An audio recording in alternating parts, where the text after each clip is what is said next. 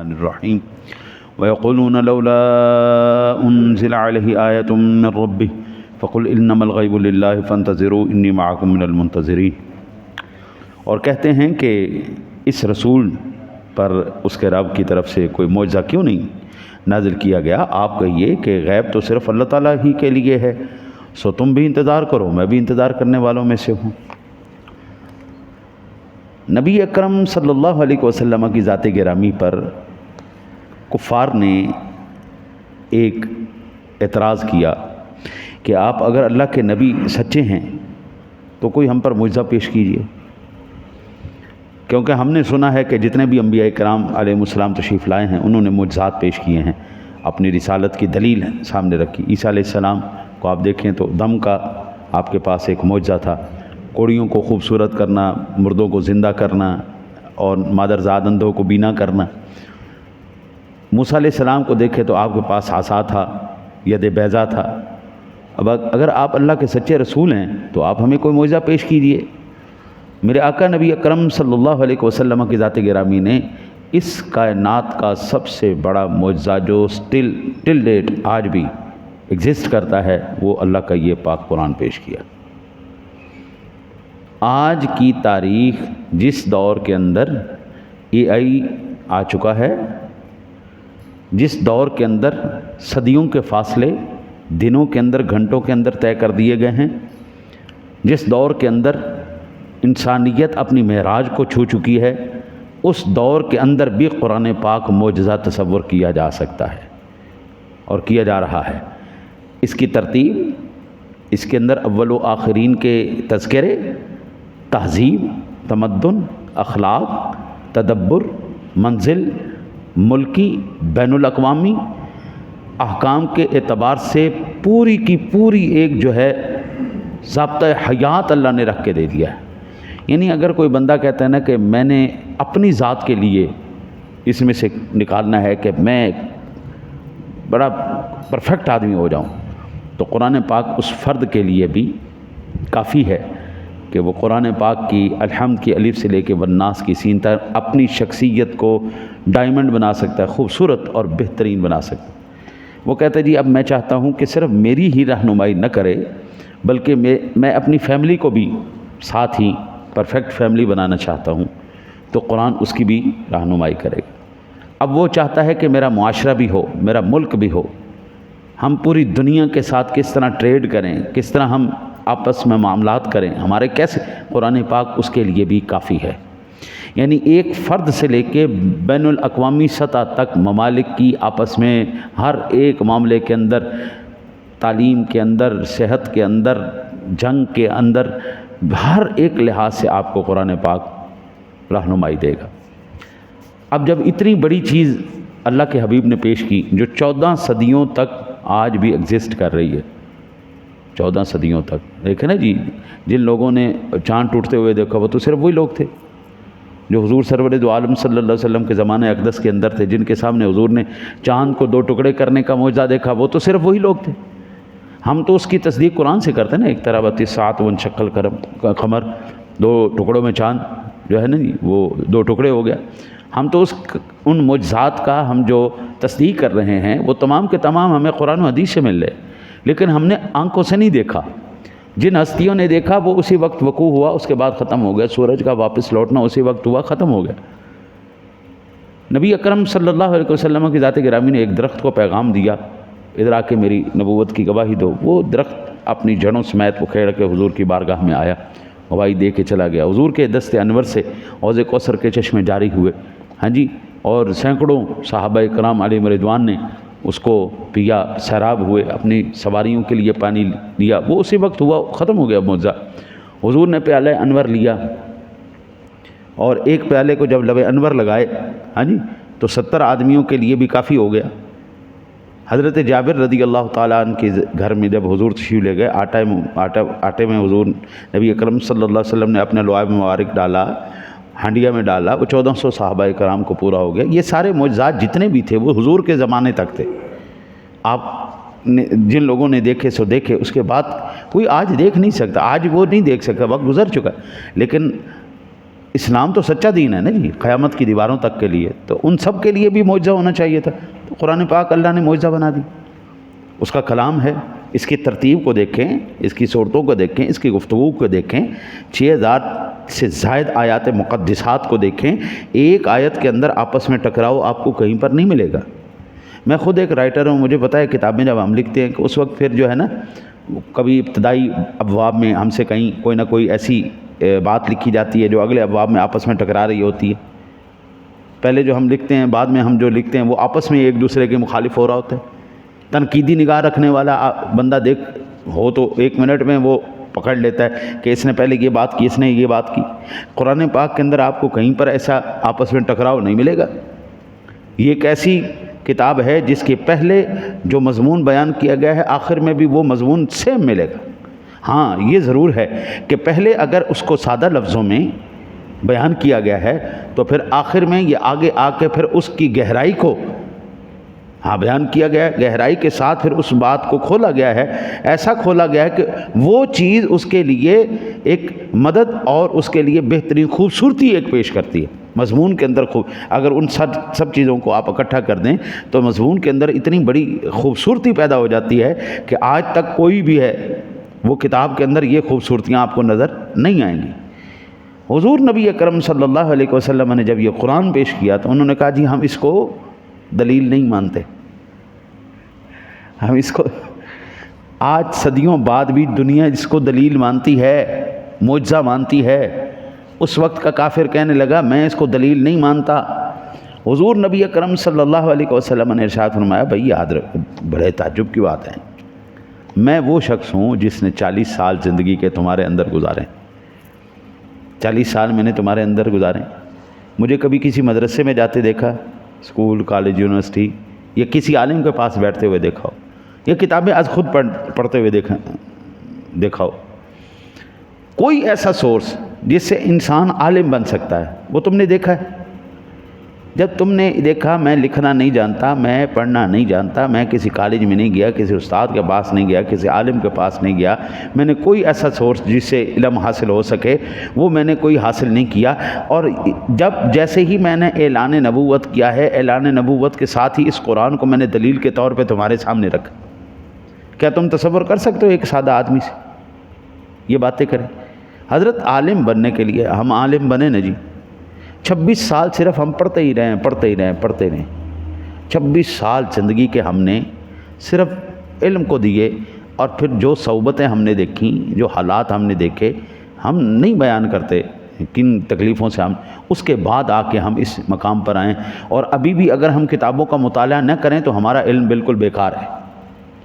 ہمیں تفسیریں کھولنی پڑتی ہیں، ہمیں احادیث کھولنی پڑتی ہیں، ہمیں قرآن پاک کے اندر غور و فکر کرنا پڑتا ہے، اس کے بعد جا کے ایک عام بندہ اٹھ کے دعویٰ کر دے یہ تو نہیں ہو سکتا نا جی، یہ نہیں ہو سکتا۔ علماء کی جو محنتیں ہیں، جو تیاریاں ہیں، حضرت دہائیاں لگ جاتی ہیں عالم کو بنتے بنتے، دہائیاں لگ جاتی ہیں۔ ایک دن کے اندر ان کا مقابلہ نہیں کیا جا سکتا۔ حضور نے تو ایک دن کے اندر جب اللہ کا قرآن دلیل کے طور پر پیش کیا ہے اور اتنی بڑی معجزاتی کتاب پیش کی ہے، پھر اس کے بعد کسی اور دلیل کا عقلاً جو ہے نا جی حق نہیں بنتا تھا۔ پھر حضور نے کہا کہ اچھا چلے بتاؤ تم کیا دلیل چاہتے ہو؟ انہوں نے کہا جی ہم تو یہ چاہتے ہیں کہ آپ یہ جو پہاڑ ہیں نا، یہ پہاڑوں کو سونے کا بنا دیں، ہم پھر آپ کو مانیں گے۔ ستی لوگ ستی بات کرتے ہیں، یعنی یا پھر آپ کا گھر سونے کا ہو جائے یا تو ان پہاڑوں کو سونا بنا دیں۔ اب دیکھو کافروں نے اس وقت کہا آج وہ پہاڑ سونا ہے یا نہیں ہے؟ پیٹرول وہاں سے نکلتا ہے، سونا وہاں سے نکلتا ہے، گیس وہاں سے نکلتی، ہر ایک دنیا کی نعمت وہاں سے نکلی۔ انہوں نے کہا آپ کا گھر سونے کا ہو جائے، ایمان سے بتانا مسجد نبوی اب سونے سے کم ہے؟ جتنی خلقت وہاں پر جاتی ہے زیارت کے لیے، اور جتنا پیسہ مال اور جتنا وہ چیز دے کے آتی، کوئی بھی حاجی جائے کھجوریں، آب زمزم اور خوشبو، یہ 3 چیزیں تو لاتا ہی لاتا، جتنا مرضی ہو، ماڑے سے ماڑا بھی ہو، یہ 3 چیزیں لے کے آتے ہیں۔ اور یہ ساری ٹریڈ وہاں پہ جا رہی، سارا پیسہ وہاں پہ جا رہا ہے، اب سونے سے بھی زیادہ قیمتی نہیں ہو جائے گا؟ انہوں نے کہا کہ آپ ایسا کریں کہ ہمارے سے ہمارے مردہ ماں باپ جو ہیں، دادا دادی، وہ بات کریں، یعنی سادہ لفظوں میں یہ کہہ لیں کہ حضور نبی اکرم صلی اللہ علیہ وسلم کی ذات گرامی پر انہوں نے یہ کہ میں نہ مانوں کوئی اور دلیل پیش کرو، میں نہ مانوں کوئی اور دلیل پیش کرو۔ حضرت جاہل کے اعتراض بھی جاہلانہ ہی ہوتے ہیں، عالم کے اعتراض بھی عالمانہ ہوتے ہیں۔ قرآن وہ کتاب ہے جس نے نسلوں کی زبانوں کو بند کر دیا ہے، جس نے علم کے دروازوں کو آج جو سب سے زیادہ بات کی جا رہی ہے نا جی، وہ بات کی جا رہی ہے ٹائم ٹریولنگ پر۔ آج جو سب سے زیادہ تحقیق کی بات کی جا رہی ہے کہ اب جو انسانیت جو ہے وہ اپنے فاصلوں کو کم سے کم کرنے کے لیے محنت کر رہی ہے، کوشش کر رہی۔ آج جو بات کی جا رہی ہے وہ ڈی این اے پہ بات کی جا رہی، آج جو بات کی جا رہی ہے وہ سفر کے اوپر کی جا رہی۔ آج 14 صدیاں پہلے آپ قرآن کو کھول کے دیکھیں، ٹیلی پورٹیشن کا ذکر آپ کو حضرت سلیمان علیہ السلام کے واقعے میں ملے گا۔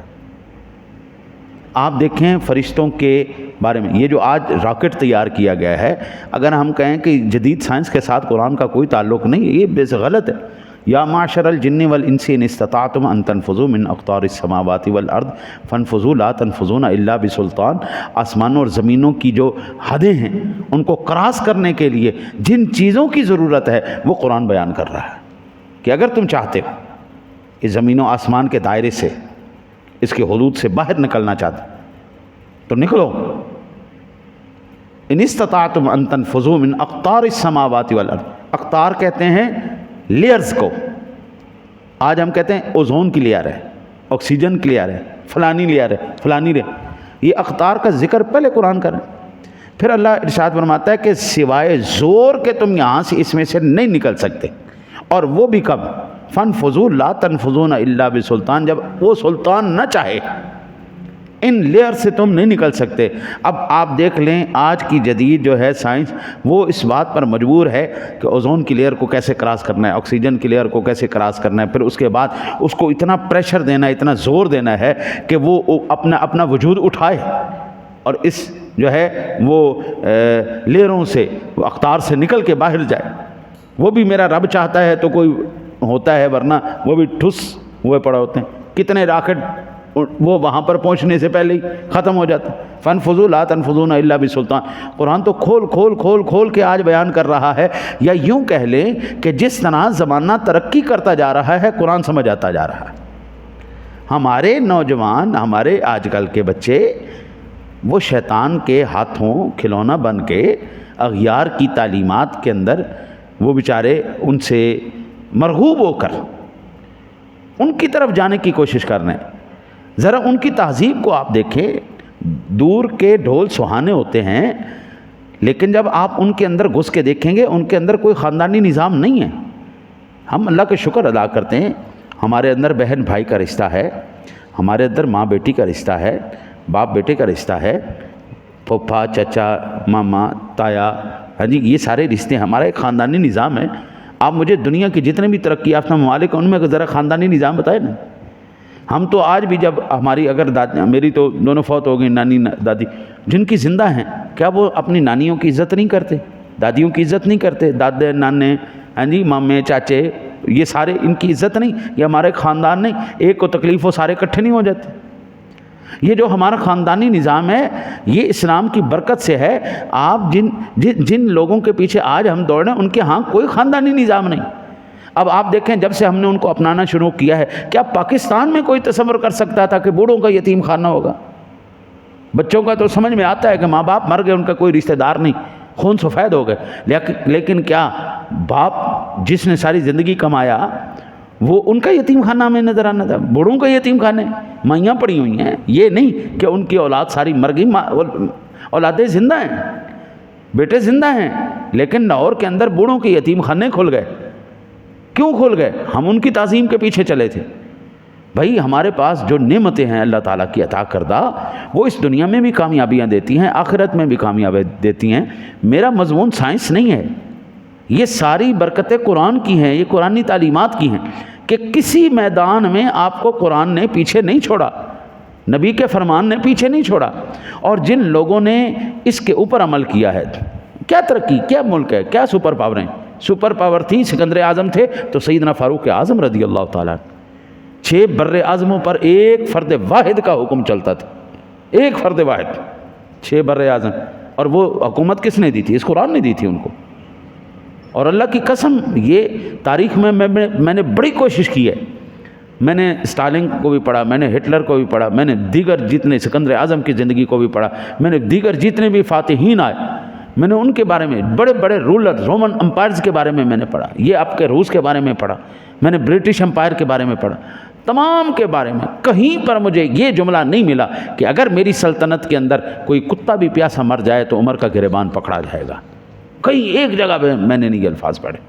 اگر آپ نے پڑھے ہوں, جہاں تک میری آواز پہنچ رہی ہو, وہ ہر ایک بندہ مجھے ایک جملہ تو دکھائے نا, یہ جملہ کسی وقت کے حاکم وقت نے کہا. آج کا کہہ دیں, ہمارے پاکستان کے حاکم کہہ دیں کہ جناب ہماری سلطنت کے اندر اگر ایک کتا بھی پیاسا مر جائے گا تو ہم اس کے ذمہ دار ہیں, ہمارا گریبان پکڑا جائے گا. نہیں کہہ سکتا کوئی, کیونکہ ان کے پاس وہ نظام ہی نہیں ہے نا, قرآنی نظام نہیں. ملک تو لے لیا لا الہ الا اللہ کے اوپر, پاکستان کا مطلب کیا, لا الہ الا اللہ, یہ تو کہہ دیا.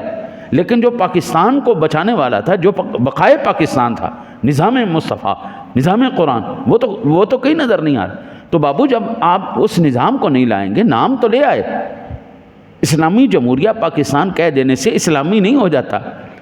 مسلمانوں والے نام رکھنے سے مسلمان نہیں ہو جاتے جب تک کہ امن مسلمانوں والے نام. یہ چیزیں پاکستان کی نہ صرف بقا کے لیے, عالم دنیا کی بقا کے لیے نظام قرآن ہی اس وقت واحد حل ہے, واحد ذریعہ ہے. اگر پوری دنیا چاہتی ہے بھوک سے بچ جائے, افلاس سے بچ جائے, جہالت سے بچ جائے, آخرت میں اللہ کے عذاب سے بچ جائے, دنیا کے اندر اللہ کے جو ہے نا غضب سے بچ جائے, یہ تمام سیلاب ہیں, یہ قحط سالیاں ہیں, یہ بھوک مریاں ہیں, ان تمام سے صرف قرآن نکال سکتا ہے بس. اس کے علاوہ کوئی نظام نہیں نکال سکتا, کیونکہ قرآن جہاں پر بات کرتا ہے انسانیت کی سوچ وہاں پہ ختم ہو جاتی ہے. قرآن اس سے آگے کی بات کرتا ہے, نہ صرف اس جہان میں بلکہ اس جہان میں بھی کامیابی کی بات کرتا ہے. اللہ سے دعا کرتے ہیں اللہ تعالیٰ اپنے حبیب کریم علیہ الصلوۃ والتسلیم کی سچی نسبت محبت آپ کو, مجھے اور اللہ تعالیٰ قرآن سے محبت ہمیں نصیب فرمائے.